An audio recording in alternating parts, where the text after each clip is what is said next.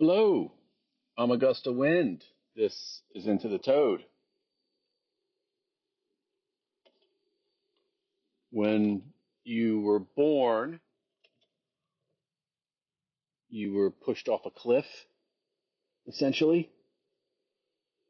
I don't know how high up you are, but you are falling to your death. Nothing's stopping it. That's a fair analogy. There's no way out. There's only one thing that's coming. And when you were pushed off that cliff, maybe a big chunk of rock was pushed with you, falling alongside you, and you're holding on tightly to that rock. Hold on as tight as you can. Don't let go. Don't ever let go. That's that's how we live. That's how we live when conscious attention is the only thing we give power to. We decide we're going to use these words and these thoughts to make sense of everything, to control everything, to hold on to what's real.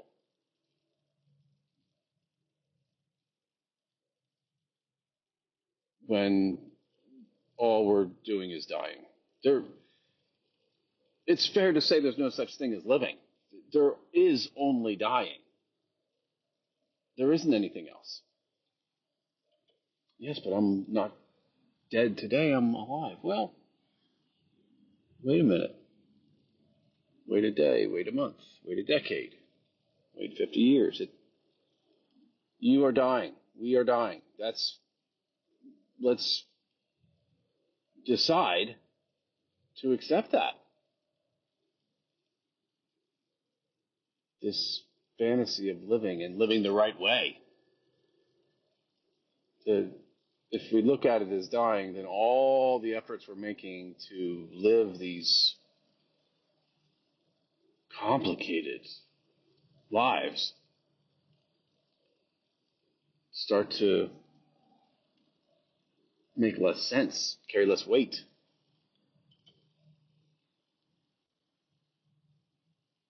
What are we holding on to? We're going to hold on to what we've been told. We emerge into this world gradually. We're soaking in all the language, the feedback, the smiles, the shouting, the good and bad reactions of those closest to us.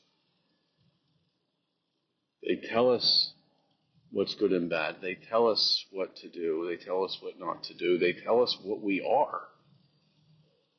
And this is not some evil superpower taking away your chance at happiness,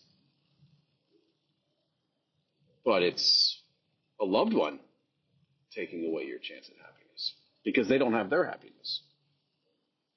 It's not malicious. This world, if you're zoomed all the way in, it's dangerous, it's precarious, illogical. There's so many hidden pitfalls and landmines. It's if you love someone and you're in charge of that person, you're bigger than them and smarter than them, and you have the resources, and it's your duty to protect them, then you have to protect them from all these dangers. But maybe we can protect them as best we can while also telling them that they're dying. They're dying. We're dying. And if all goes according to the norm, we'll die first. Prepare for that. That's a big one. We know that they'll be here without us.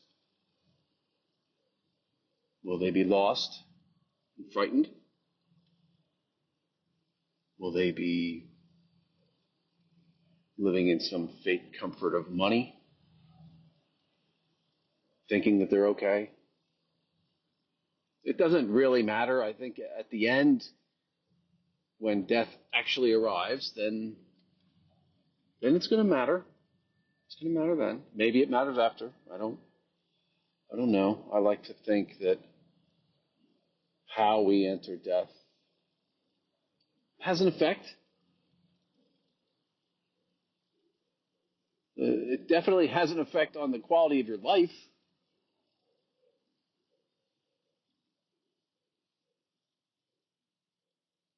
If we have these obsessions and this focus and this unyielding commitment to certain things, usually to the money, to the status, maybe to the power and the control, or to the celebrity, or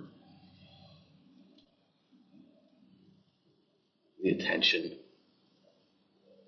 the adoration. We are committed to these things. We all are, to some of them, or one of them, or a mixture of all. And there's nothing wrong with that. But there's a way to be committed, and then there's maybe an unhealthy way as well. And it's all about the stakes. You're rolling the dice, you're taking chances, and it might not go your way. And you think you've done everything you can. You've convinced yourself that you're in control not only of yourself, but of your life. And by yourself, I mean you're not in control of your breathing or your metabolism or your blood pressure or the level of energy that you maintain. Those are involuntary. We have nothing to do with the thyroid gland, the appendix, the pancreas, the lungs. That's someone else's. I'm just this guy with all these words and thoughts living up in the top, driving. Everything else is just kind of, and it's not even special. It's just, it came about because that's what happens. It just came about. There's nothing special about it. In fact, it needs help. It needs all this help from the drugstore. For all these flaws and faults and weaknesses and vulnerabilities, fortunately, that companies around me have created solutions for. Thank God. But you're in charge of the self that you're familiar with and this environment around you, this world. You're master of the universe. So you've done all these things right, and everything's going to go your way. And it better, because if it doesn't, there's hell to pay. And if it doesn't, it's hard to even, there's fear. Oh my God, what if it doesn't? Like you're the gambler at the craps table, and you just put everything on black. I think that would be a roulette reference, not a craps reference, maybe. And the roulette wheel spinning, and the ball's hopping around, and oh boy, oh boy, oh boy, oh boy, oh boy. And it better be black. I can't even think about the endless consequences and pain and suffering if it's not black. There's no clear consequence. I just know it can't happen. It better not happen. But I don't really know what it means if it does happen or doesn't happen. That's the general state of fear I know that I lived in for most of my life. This has to happen, and I've done everything that needs to be done, and I'm smart, and I've figured it out, and I'm better than everyone else doing this. I'm going to win. And I have to. This woman's not going to love me if I don't. I'm not going to be able to pay these bills if I don't. My life will end if I don't win.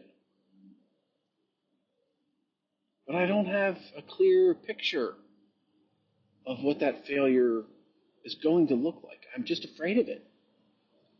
That's the dynamic when we allow this illusion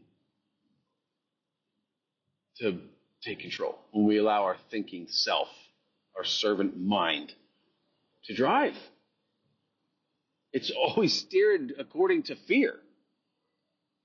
And that's all it knows. You're holding on to that rock. You have to. What if you let go?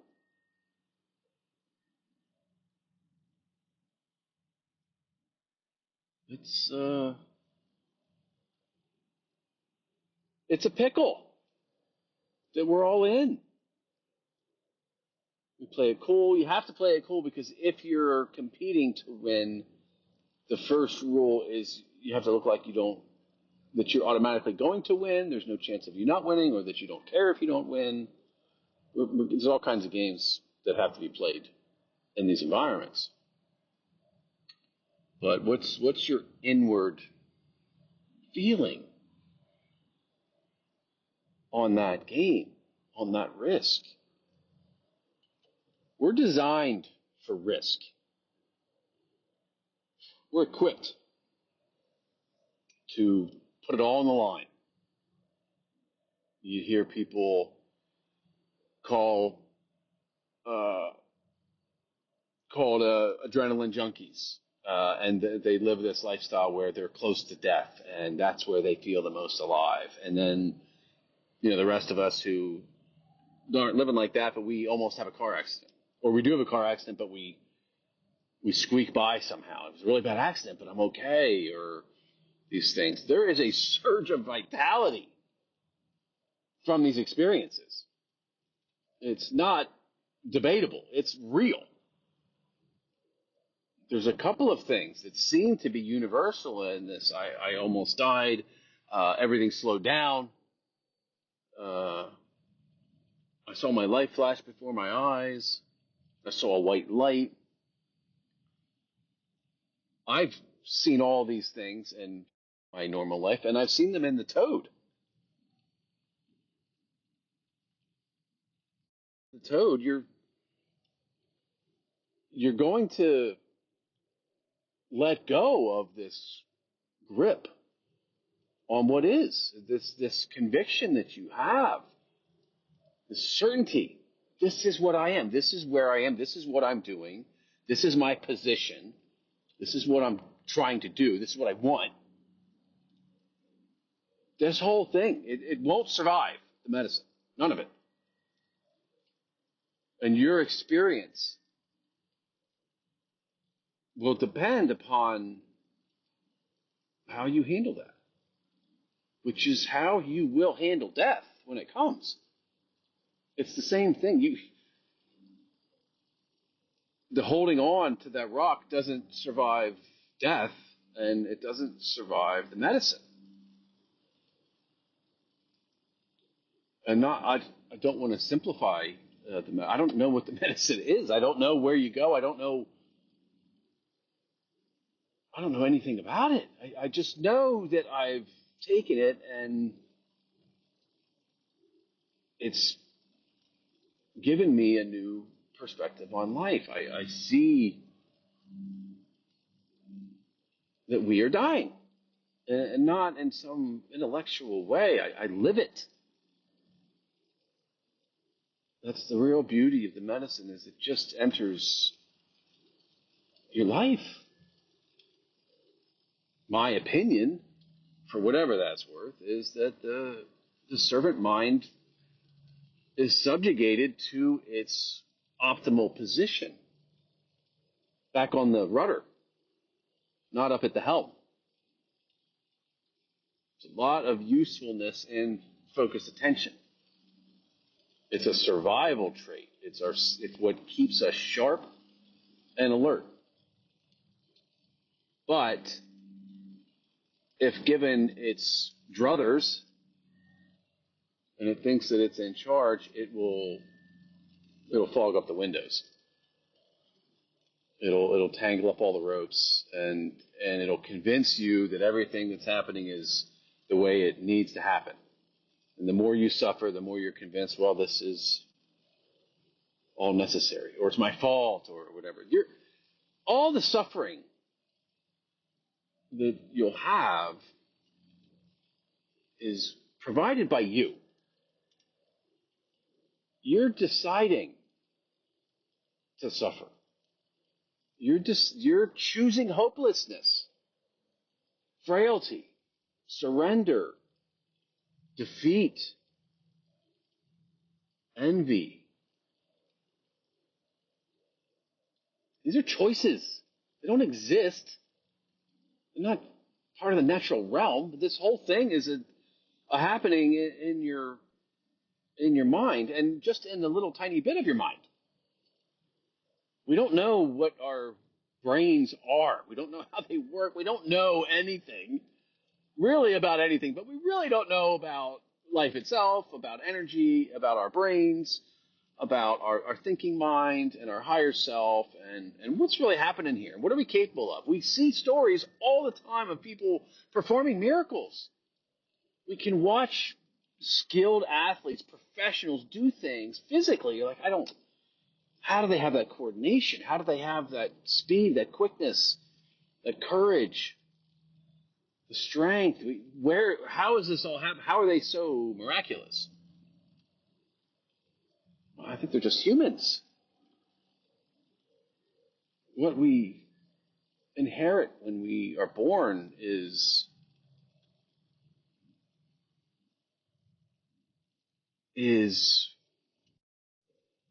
magic. A magical machine. Look at what our eyes do. Why do they have to be so beautiful? Why does nature have to be so beautiful and delightful and so outrageously proud of its color and its smell and its songs? It's out there. And it's not singing for the crowd. It's singing. That's it. And we are that. We are part of that. Going to watch a dance performance, someone who has dedicated their entire life to the way their body moves, it's inspiring. Something deep inside you knows that's you doing that. You're capable of that. And you're capable of that dedication and discipline to things. Everything we do is an art, if we let it. The Japanese culture is famous for everything that we do is turned into something someone has dedicated their life to perfect. Whether it's making a teapot out of clay, brewing tea for a friend, making food, preparing food, everything is done with that obsessive, I can make this better. That's in us. We all have it to some degree. We're all obsessed about something. Maybe we just read mystery novels when we don't have to do anything for anybody else. But we're so obsessed with it. We know what makes a good mystery novel. We know who is doing it very, very well. We know why that works. We know the character development and the twist and the surprises and the humor, the drama. Somebody has dedicated their life to that. Every waking moment. The type of work that isn't work. If you meet someone who's doing what they're supposed to be doing, they may be a hard worker. They probably are, but they don't really sound like a hard worker. They don't complain. They don't seem weary at the effort. The more they do it, the more inspired they seem to become. It's really all they want to do. It relaxes them to do it. I think we all have some level of that. And if you can turn off all the noise and all the fear and all the you're supposed to be this and you're supposed to do that and these are the rules, should, could, would, you could probably turn it into a profession. You could probably earn your living with it. But that requires you letting go of the rock. You can't listen to everyone else and think you have no power and poor little old me and how am I going to do this and oh, this whole scary business world, how do I enter that and all this, listen to all these naysayers. Have you ever noticed when somebody has an idea and they're excitedly expressing it that every person who hears it's going to have a criticism about it, even if they love the person and are encouraging, well, you better watch out for this. I tell you, I heard a story. Or don't do that, man. You don't know anything about that. It's our nature to get people to cling to the rock. Just don't let go of it. It's too risky. Would you go and wage all your rent money on a roulette wheel spin? Of course not. So don't let go of the rock. Don't gamble with your life. My God. And what would you be gambling with? If when you're in love, these gambles seem easier. They seem less risky. Or you seem to have more clarity on how to gamble and what should be done and what shouldn't be done. There's a lot less noise. You're able to maneuver a little bit better. And that's because love itself is letting go of the rock. That's an expression of love. Because you're not really gambling. You're just trusting. You're expressing your faith and your belief. You didn't jump off the cliff. You didn't design the cliff. You didn't create this life. Do you think it's okay? Do you sense any power in this natural realm? If you've gone so deep and you're clinging so tightly that you can be in the majesty of nature and not see any power in it, then you're really, really lost. It's okay. You're allowed to be lost, and you don't have to stay lost. These are the little choices that we're going to make in our life, in our death.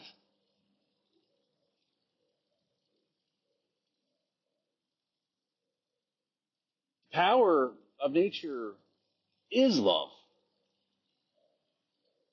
Love that you feel, that you've been under. We have so many great expressions for it and descriptions of it. It is the universal thing that's discussed from culture to culture to culture forever. And money. I guess we could also say money's in. I think the oldest writing ever found was about money. That makes sense too. But the artists are looking at love. I am looking at love. It's the most interesting thing. It's the most powerful thing. It's happiness. It's peace. It's comfort. It's confidence. It's assurance. How does that all transpire? Where does it live? How does it travel? It's almost like an infection. How can you explain it?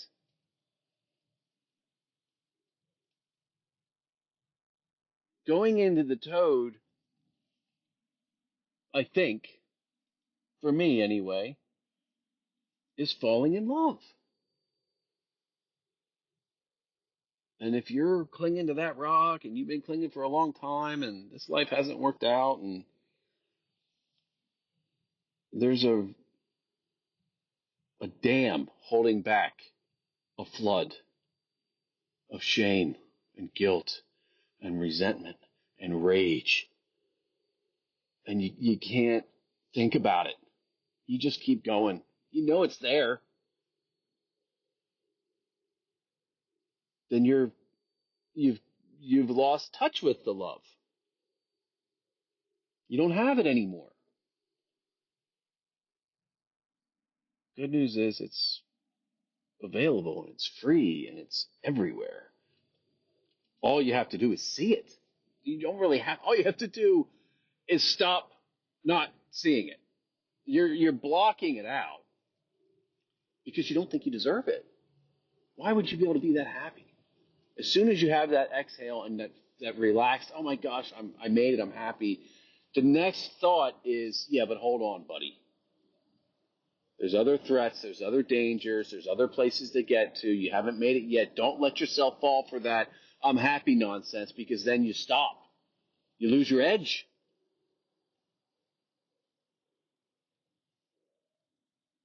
I don't think there's any truth to that. I happen to know that there isn't, but I know what I babble about is just my opinion, and my opinions are fickle, often amorphous and fleeting, and I don't care. I'm seeing things the way I'm seeing them today, and the way I see things has evolved, and they should. It should evolve.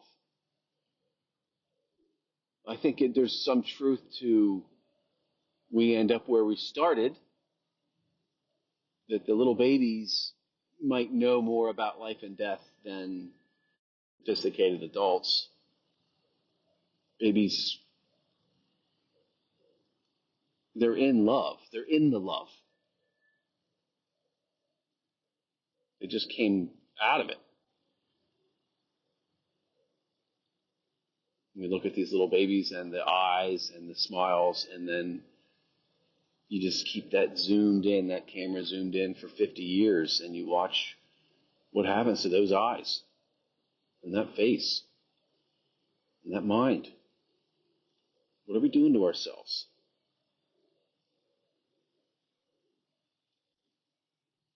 There's other cultures, more primitive cultures, we would say, where the 80-year-old men are climbing trees with the 5-year-old kids playing. There's no expectation of feebleness and vulnerability and weakness in this life. You don't get to a point where you're completely useless. Thank you, I'm done, and everyone accepts it. Well, yeah, they're 65. They're spent. They're a husk. They're empty. Let them just eat their soup every day and don't bother. They got a TV. They'll be okay. But they're out of the game. We fabricated that whole thing. I mean, do people get older? Yes. What happens to the body? A lot of different things depending on what you're doing with it. I know that much. What you put in it, how you use it, how you don't use it. But there's nothing wrong with the body. It doesn't run out of steam in 60 years and give up. The mind can. If the mind's at the wheel, at the helm, then all bets are off. There's no such thing as health and vitality anymore. All there is what the mind thinks there is. And this mind is so strong, it can create disease and feebleness and death. That's how strong the mind is. And if you don't believe me, then as you enter the medicine, you'll find out. The mind will hold on. This is where I am. This is what I am. This is what I know. The medicine takes you somewhere else. What's your response to that? Do you not want to go? Do you want to go? Did you think you want to go and now things are moving too fast and you want to just kind of slow down a bit? There's a lot of different experiences. Medicine seems to, I mean, everything's customized. There's a medicine for me and then there's a medicine for you. They're not the same thing. They play on what we have created for ourselves. The chemical reaction we can measure in laboratories. That's our bodies can generate this hormone / molecule, whatever. I mean, we don't even know. We don't know. We don't understand any of it. We found a wooden structure buried in the mud in Africa that's 500,000 years old that was made by tools. We don't know anything, which is perfectly fine and exactly what we should be celebrating rather than pretending we know everything. And anybody who disagrees with our pretending, lock them up, get rid of them, ridicule them, cancel them, ostracize them, punish them, murder them, chop them into pieces. They don't belong. They're not playing by the rules. They let go of the rock. That is not acceptable. You don't know anything.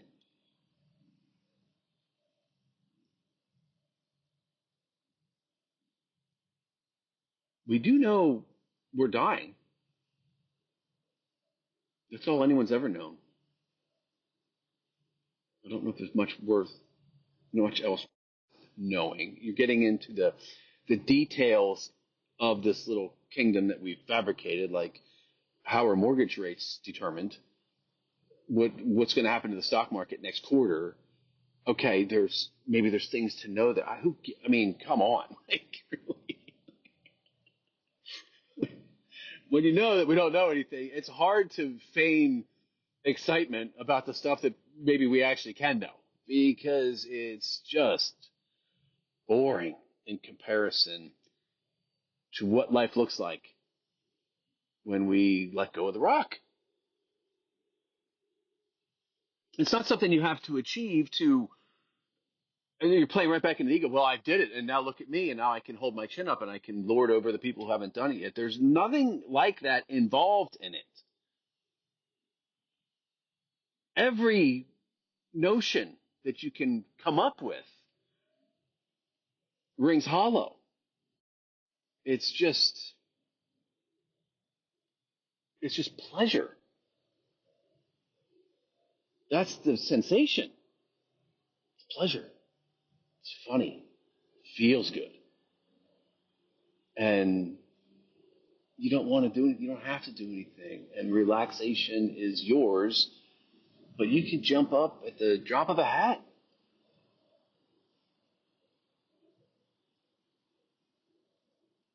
Eric told me a story about an old guy who was coming to him for the medicine for years. And he came because he had back pain.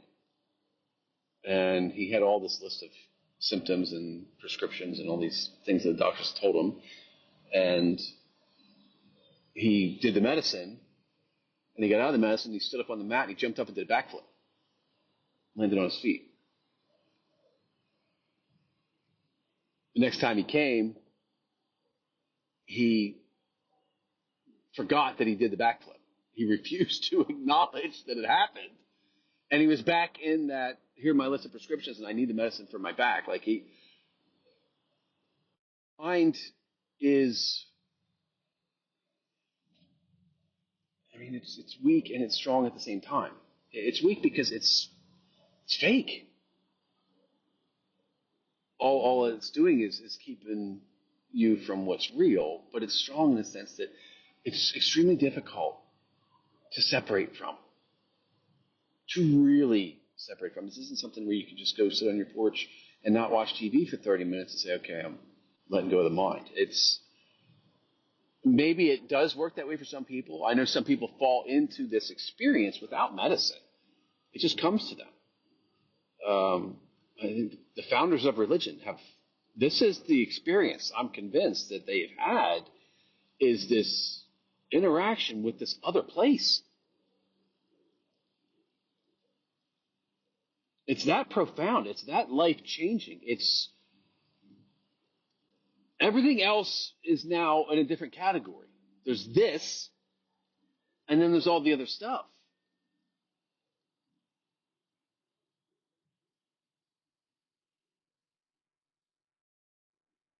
It's not something that can be marketed or sold there's no point in even convincing people to do it. Why am I doing this? Why am I talking about this and putting it into the world? Purely selfish venture. I love talking about this, and I don't have people to talk about this with. I have some, and a lot of my friends who would understand, and they know what I'm talking about, maybe more than I do. They don't talk. They don't want to talk about it. There's no point. Uh, there really isn't, and there probably will come a day when I don't have the desire anymore. But right now, the desire is overflowing. It's just boiling out of me. I don't have a choice. I have to talk about this. I don't want to debate it. I don't want somebody to tell me what their view is on it. This is a purely selfish endeavor in that I'm going to do this. So in my world, it's easy to just push record and then push upload. I'm not using my legal given name because I don't want to be attached to any of this. It doesn't matter to me. What matters is that I get to say it. I'm singing. I'm a songbird. If you want to listen because you like the sound of the song, go ahead. If you don't, that doesn't concern me at all. I'm not telling anyone what to do. I don't know the risks in this world. My whole approach to this type of, the medicines and anything that's not coming to you from this medical system, which I don't think is safe either. But if it's outside of that structure, it's so risky and you're so ostracized. Oh my God, there's all these nasty words to call a person. Who would dare do anything outside of the realm of what this doctor's telling me to do? I don't give them that authority. I don't agree with that. They do some good and they do some bad. Fine. But I do not think that there's some system that knows everything that I have to give allegiance to because I need them. I don't subscribe to that. And I don't know what's going to happen the next time I go into the medicine. I've never regretted it, even in its most difficult days. And there's difficult days. This isn't a hobby. It's not something you want to do on a weekend with your buddies. This is real medicine. This is real healing. It's heavy medicine. And it's going to require your commitment. And that means you're going to face death. And all the terrible potential consequences that may come about, they're on the table too.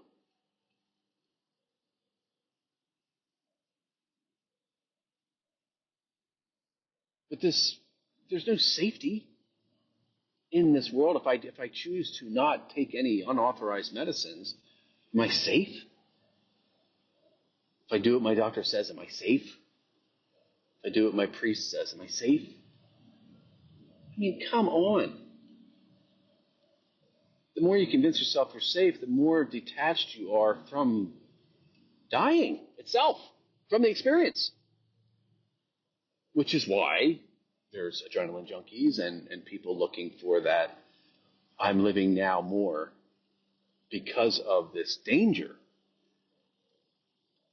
that I put myself in front of. Are those people wrong? Are they reckless? Should I wag my finger at them? And how dare they treat their life like that? Like, I don't know. My best friend in the whole world killed himself at 23 years old. I don't understand it. I don't have a good or a bad label on it. Things are far too complex. Bad things always lead to good things. That's all. That's the only option. If it's bad, then what's coming next is good. There's only, they exist with each other. They're the same thing almost. If you can accept that, your life will quiet down a bit. Decisions become easier. Decisions, if you're wrapped up in all of the potential consequences and entanglements in your big decision, which school district are you going to move into? Well, I don't know. Let's find out. Is this a good district? Well, who's involved in this? Who's teaching? Who's on the board? What do they know? What do they not know? What do they believe? How are they voting? What do their hearts tell them? And how long are they going to be there? Can this culture change once my child reaches the 8th grade? Can there be a shift? Am I endangering them forever because there's going to be a different type of culture that moves into this school district and changes the way that they teach their children? And people drive themselves insane over decisions. And it seems like there's a lot riding on it, especially when it's not just you that you have to concern yourself with. You have this badge. Oh my gosh, I have to be perfect now because there's other people involved in my decisions. I have to be perfect. There's no other way.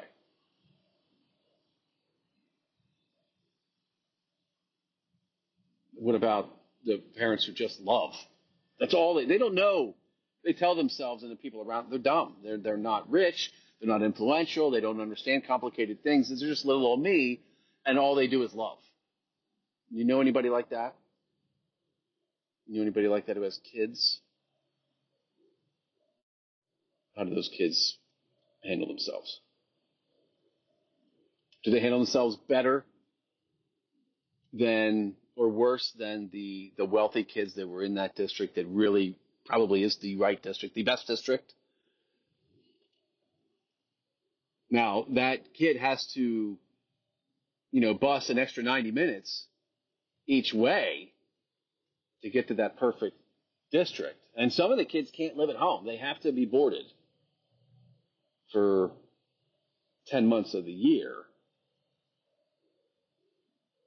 They won't be around their mother and father, but they're in the right district.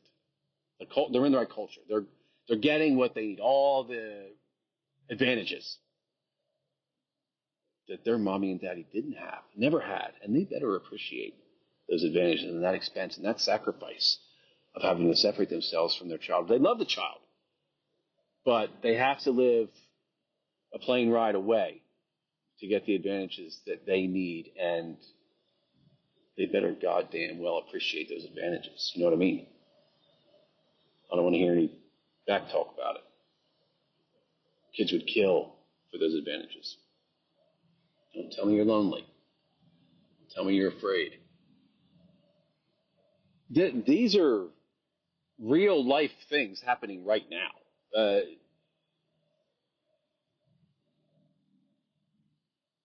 My grandmother used to say she felt like she was living on Mars because she was born in 1919, before the 20s even started.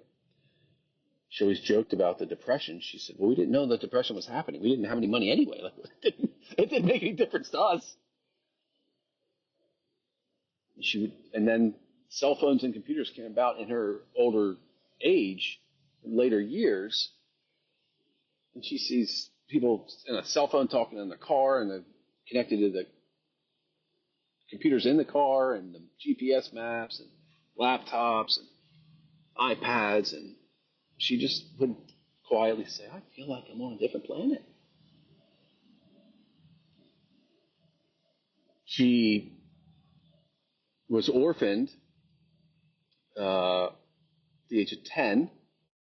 Her and her sister, the father who was from Ireland and the mother was from Philadelphia, and the mother died suddenly of an illness at a young age, and at 10 years old, the daughters were left with the dad, and the dad just flew home.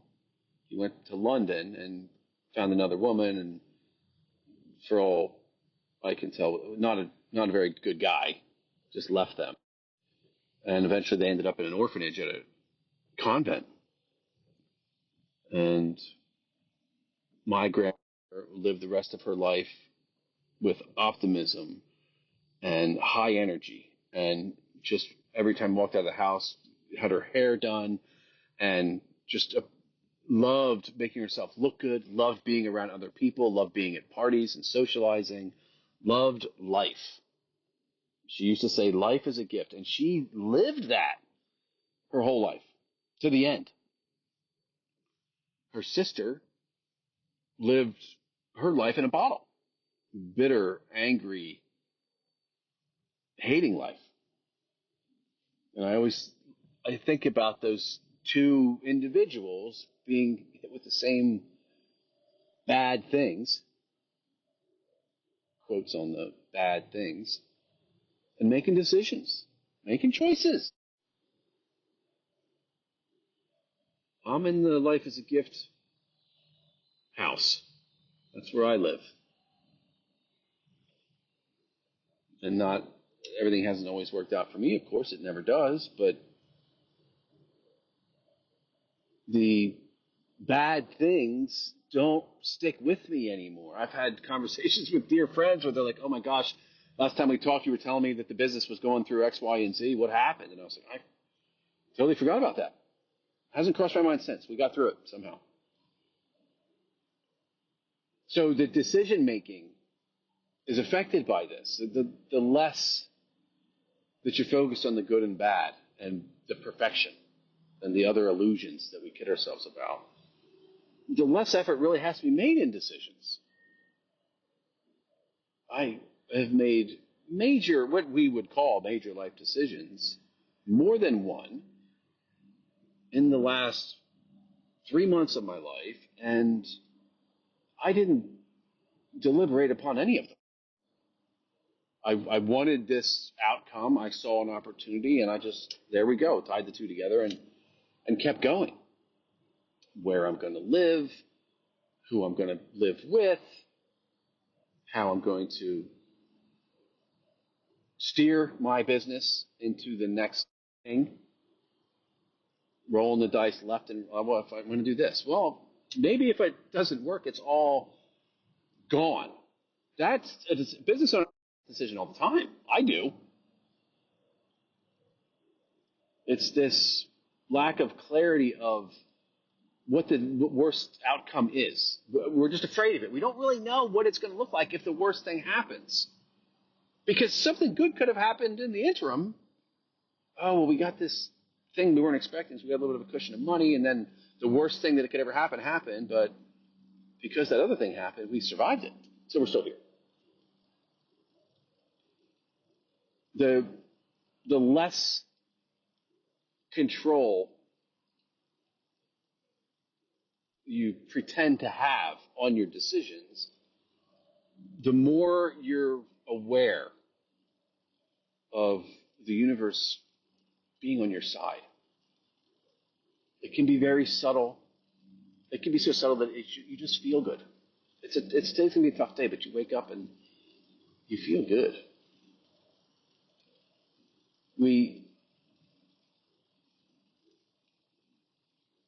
underestimate what this place really is. And that's holding on to the rock. You are falling. You're going to hit the ground and you're going to die. It might be really painful. Maybe. It's not really going to matter. It's going to happen. Maybe you're going to land on a sharp rock.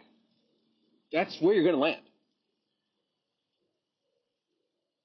The question is it okay? Do you believe it's okay? Deep, deep down where you don't really go that often. When you have your parent die, or God forbid, your child or a sibling, or a lifelong friend or a spouse, that grief, that guttural, overwhelming, it hits you physically. Now you're getting into where this place is. You're dancing around it a little bit. It's going into the medicine is a sloppy, noisy, messy experience. Imagine that grief being even stronger. Imagine having less control than you feel like you have right now. It's infinite. It keeps going. And you're going to hold on to the rock because you don't believe it's okay to let go and just die. It's been pounded into you how you're supposed to handle yourself in this place. We don't need to tell people to fight to survive. I mean, come on. We all know that's hardwired. My animal spirit's a capybara. I'm a volcano of joy. I'm just hanging out and chilling and happy and laughing. But put me in a corner and threaten my life or the people I love, and I will fight with everything, with all of it. I don't need to be trained on that or consider that something to think about. Who cares? When it happens, it happens. When it's over, it's over. Watch the cat or the dog get into a fight for its life. Where are they at 15 minutes later? Grooming, resting, eating, playing. That's life. That's dying. That's letting go of the rock. You can say, of course, oh, animals don't have any faith. They're not even complex to understand how difficult it is to be human. I'm laughing at myself. I used to think that. I don't anymore.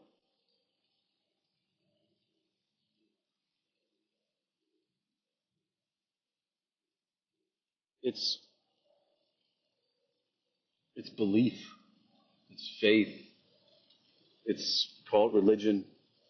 Call it whatever you want. It's not in a book. It's not something you can say out loud. It's not something you can talk to about with any other person. It either exists or it doesn't. You're holding on to the rock or you're not. It's okay or it's terrifying and scary and I don't know what's going to happen.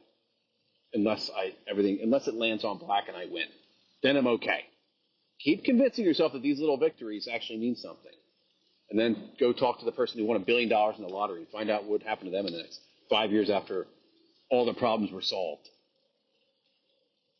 It's an illusion. It does not exist. You're going at it the wrong way. You're going in the wrong direction. Is it okay to let go of the rock? Is it okay to die because you believe that this place is okay? This whole thing is okay, and it will always be okay, and you embrace it. Because it's love. You think love is a fluke of evolution? Oh, it's an instinct. It's a tool to make sure that the species... I mean, shut the fuck up.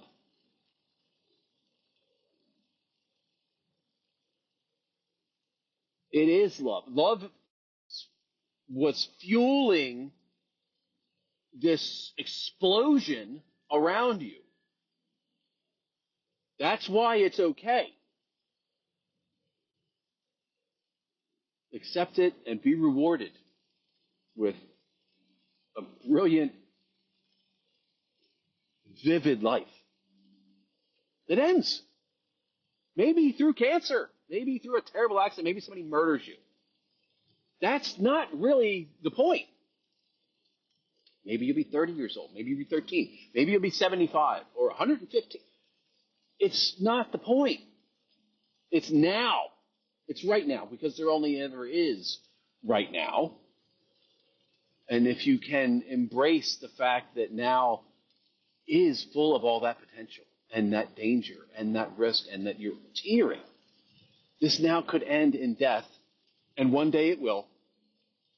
That's where you are right now. I don't care if you're tucked into your corner under your blankets, distracting yourself. That doesn't make any difference.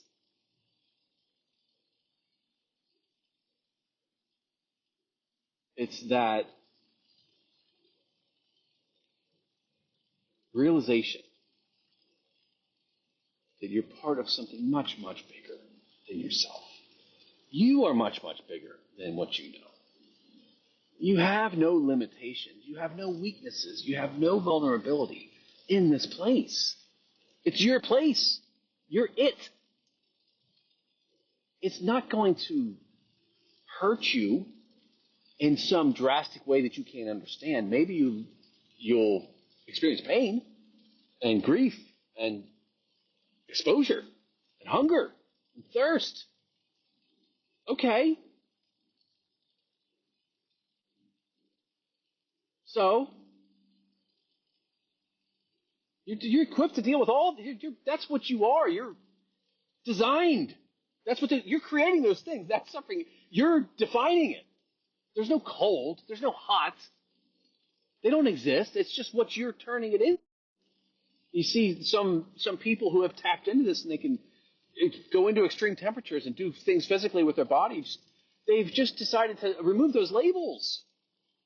I mean, there's limitations. A body will melt and it'll cook and all these things, but that's not where you're at when you're afraid of the heat and the cold and you're scrambling in a panic state to try to figure out which outfit to bring on the camping trip.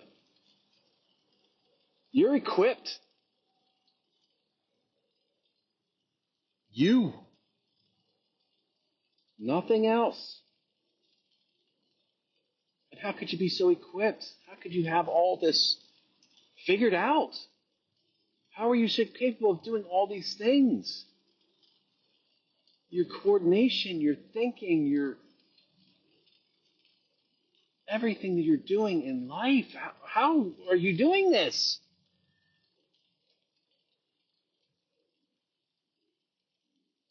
You're doing it because you're blessed.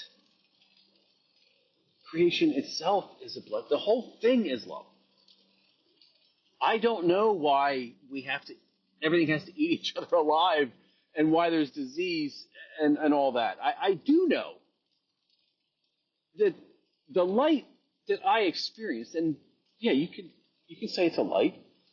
It's a blinding something. I don't know if I'm seeing it with my eyes. I don't think my eyes are what's seeing that light, but it exists. It's terrifying because I'm afraid of it, not because it's terrifying. I am afraid of letting go of the rock.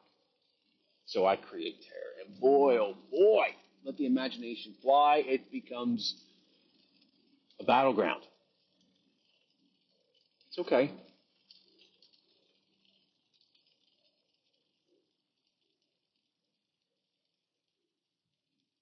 It's nature is loving. It's nature is protection. It's nature is humor. It's laughing at you until you start laughing. Then it's laughing with you.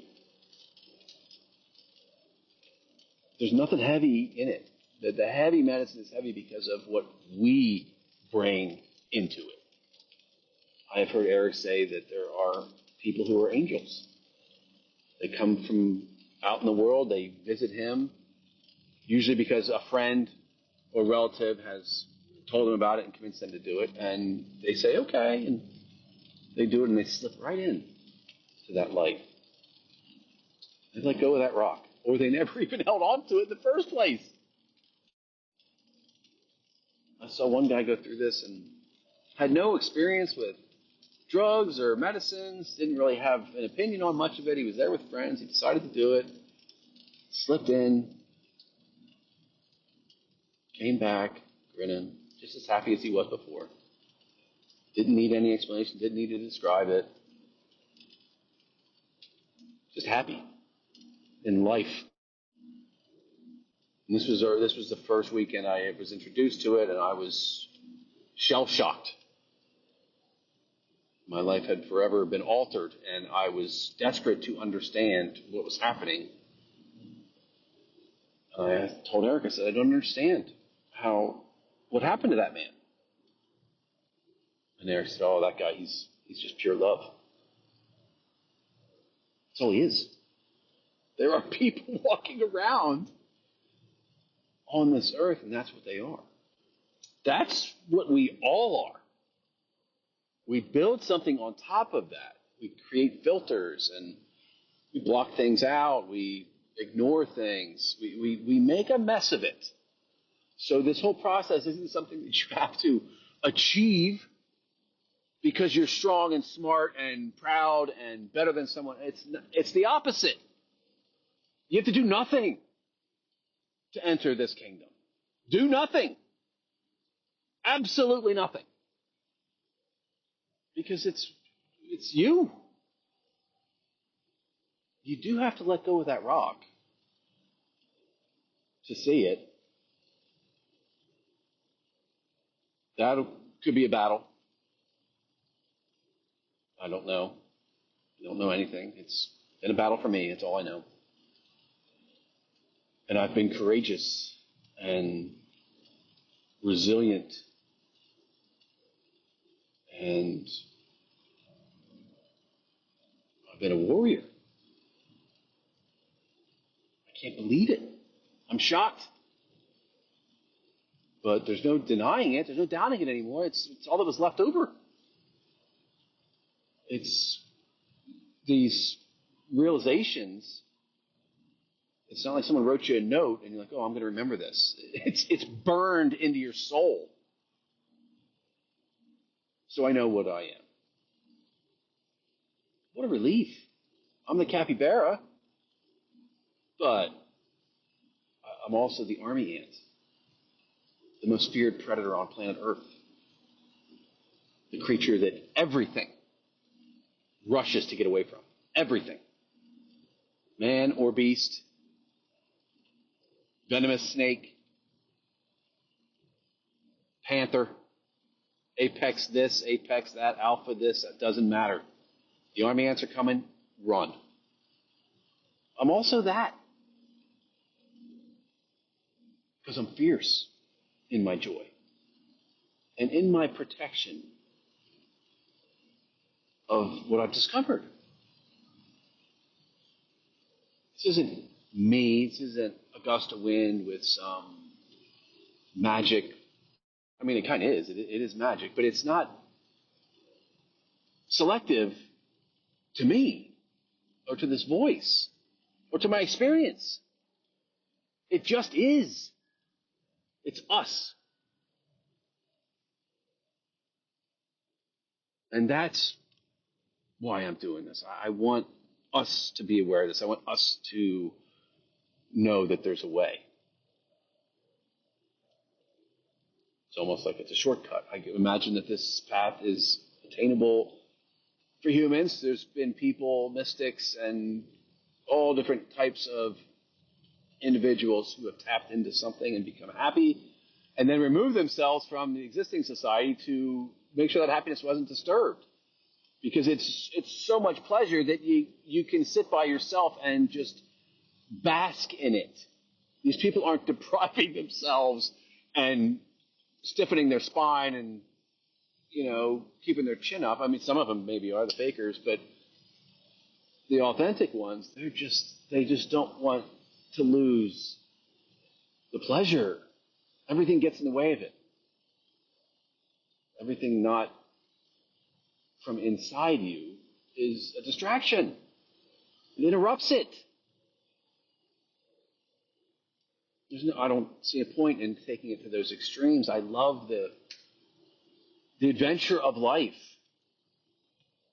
And this has, because of that nature, I came in contact with this. This is now my adventure. And I'm forever grateful. I let go of the rock, and the rewards.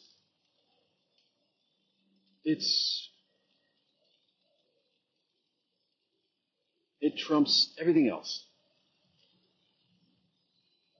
You have a sentimental object that, and sometimes you held on to tightly, and you remember who gave it to you and that point in your life when you received it, and the weight of that sentiment can bring you to tears.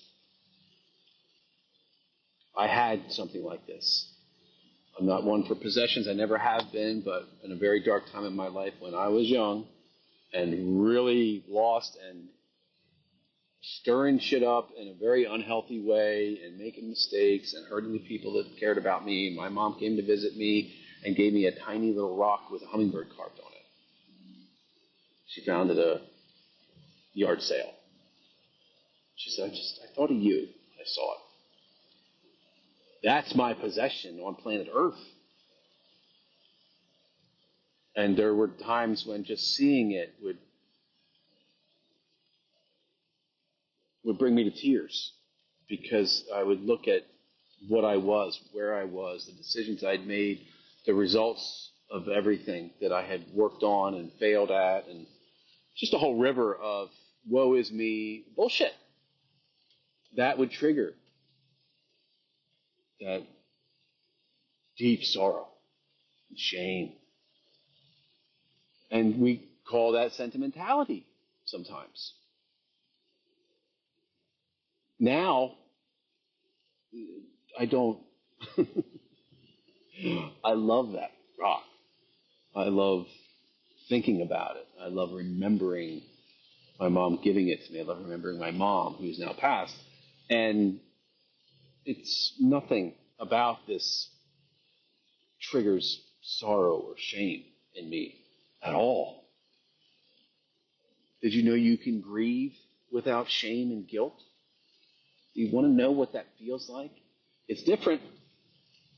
It's much more manageable and much more nourishing. Grief is important. It's big. Don't pretend it's not by making it about you and all your little shame and guilt and insecurities and, oh, poor little old me.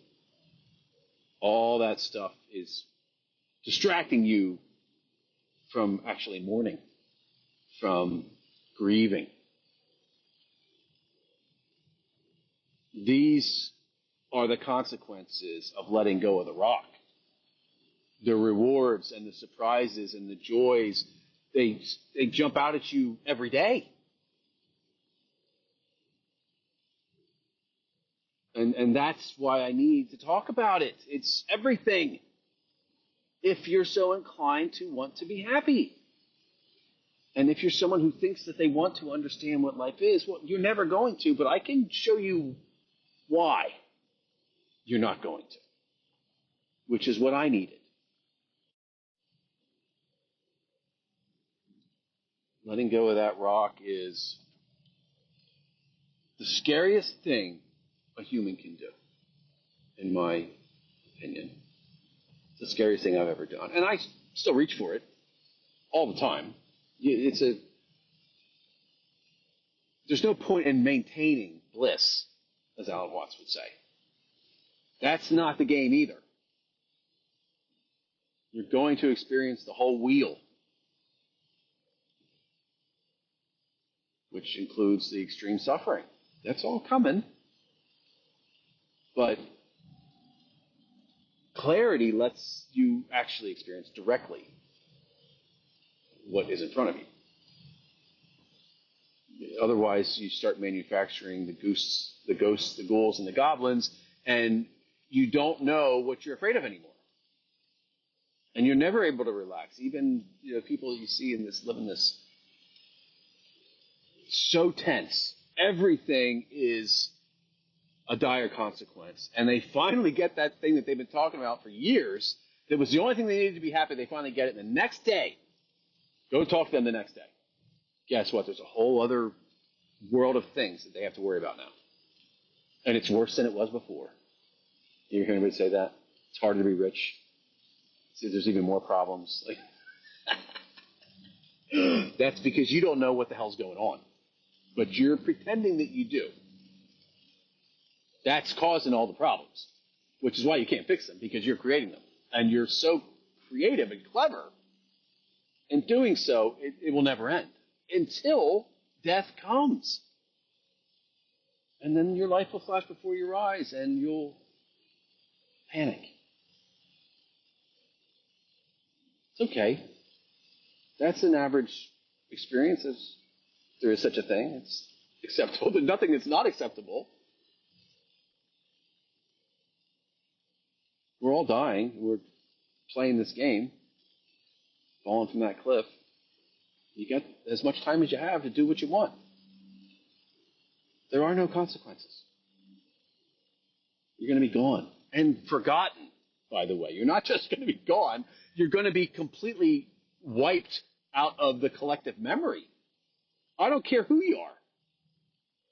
There will be a civilization soon that does not know who Jesus Christ was. Soon, I don't know what that means. It's just a word, but it'll happen. It always does. What do you think people were doing for hundreds of thousands of years before we're doing what we're doing now? They were here.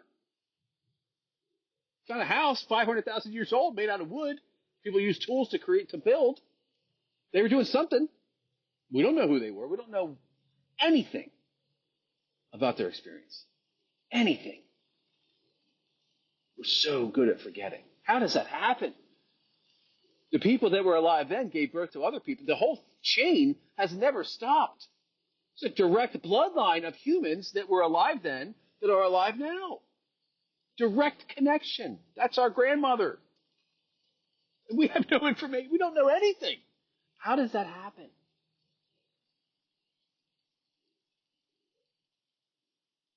It's the whole point is the mystery.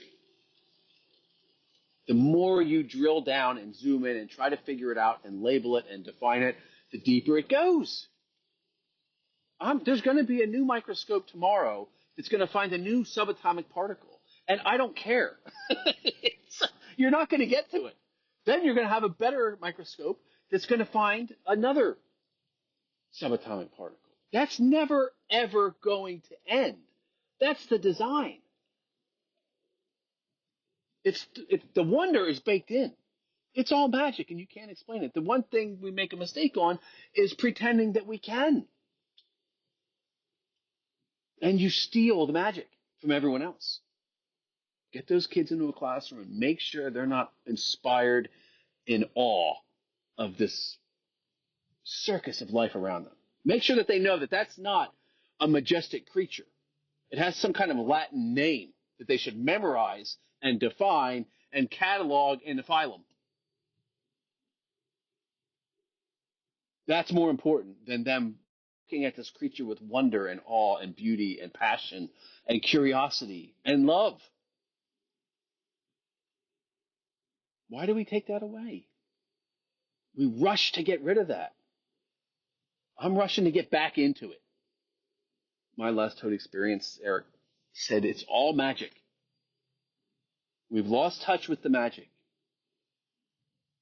And at that moment, in that frame of mind, which I cannot begin to describe, I saw it. He was right. And he knew he doesn't use a lot of words. It's rare for me to come out and him have any kind of announcement. It doesn't happen. But he knew I needed to hear that. He knew I was ready to hear that. And now I cannot unsee it. I see the magic in everything.